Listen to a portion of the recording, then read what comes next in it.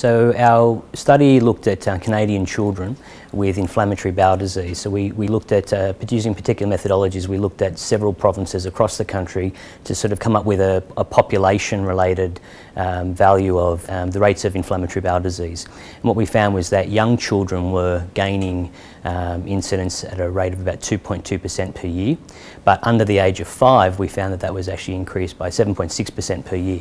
So the highest increase in incidence in the last 10 years of anywhere reported in the world. I mean, this increase in younger children, particularly under the age of 5, certainly raises questions about early life exposures. So what are those aspects about growing up or your exposures in those first few, those important formative years that may in fact have a big impact on your likelihood of developing disease later in life. So that may come down to things like certain infections that you get or may not get, antibiotic exposure, where you live, the sort of foods you eat, the environment, be that rural or urban. So there's lots of potential issues that we're looking at.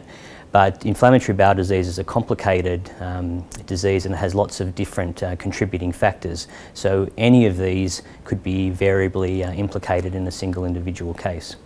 I think families face a lot of challenges in various ways. I mean, firstly, there's that issue of having a young child with a chronic illness.